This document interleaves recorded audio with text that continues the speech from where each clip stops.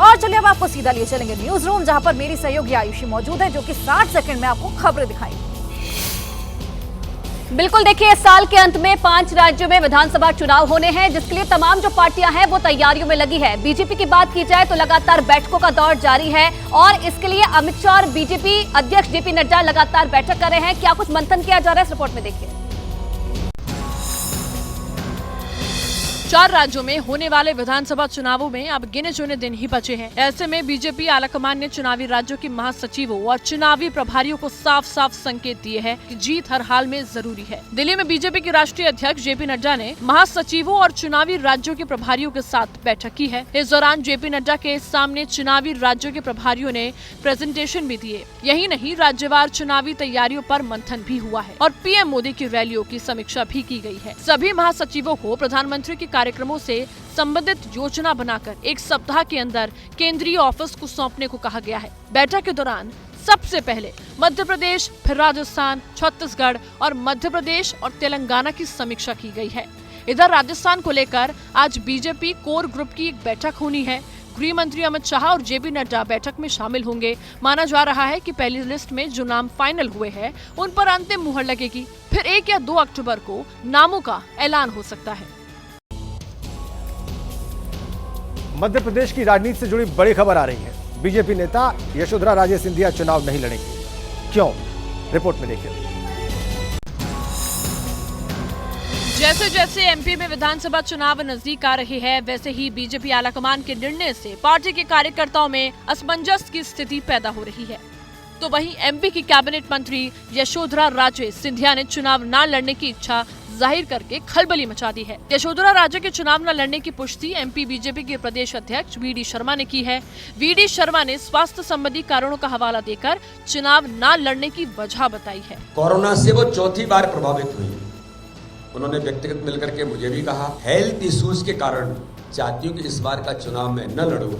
BJP ने अभी तक विधानसभा चुनाव को लेकर 2 लिस्ट में 79 उम्मीदवारों का ऐलान कर दिया है। इन दोनों लिस्ट में यशोधरा का नाम शामिल नहीं था। ऐसी चर्चा है कि उनकी जगह उनके भतीजे ज्योतिरादित्य सिंधिया को चुनावी मैदान में पार्टी उतार सकती है। हालांकि इसकी पुष्टि नहीं हुई है। माना जा रहा है कि टिकट कटने के डर से यशोधरा ने चुनाव न लड़ने की इच्छा जाहिर की है। महिला आरक्षण बिल यानी कि नारी शक्ति वंदन एक्ट बन गया है। राष्ट्रपति द्रौपदी मुर्मू ने इसे अपनी मंजूरी दे दी है।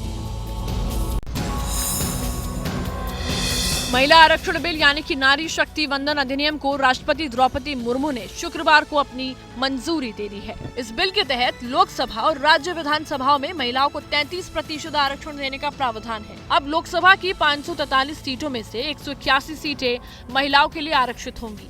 यह आरक्षण 15 साल तक रहेगा। आरक्षण सीधे चुने जाने वाले जन प्रतिनिधियों के लिए लागू होगा, यानी राज्यसभा और राज्यों की विधान परिषद दायरे में नहीं आएंगी। महिला आरक्षण जो है उसके ऊपर अधिनियम जो है नोटिफिकेशन, गैजेट नोटिफिकेशन भी हो गया है और मैं सबको बधाई देना चाहती हूँ। महिला आरक्षण से संबंधित 128वां संविधान संशोधन विधेयक 21 सितंबर को राज्यसभा में पारित किया गया था। बिल के पक्ष में 214 वोट पड़े। इससे पहले 20 सितंबर को विधेयक को लोकसभा से मंजूरी मिल गई थी। लोकसभा ने भी इस बिल को 2/3 बहुमत के साथ पास किया था। इसके पक्ष में 454 और विरोध में 2 वोट पड़े थे।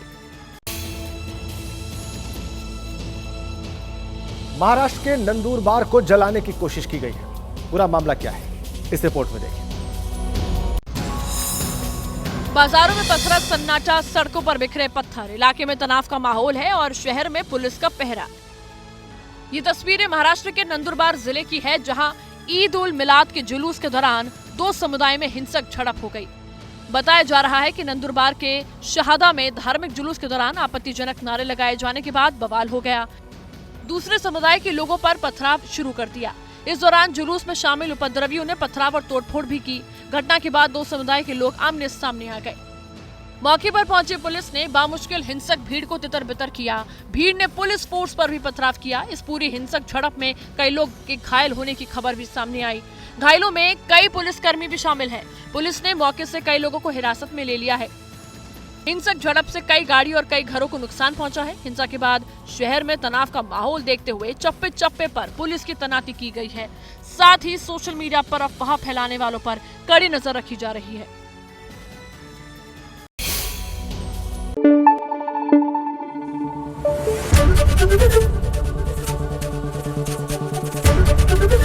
एबीपी न्यूज आपको रखे आगे।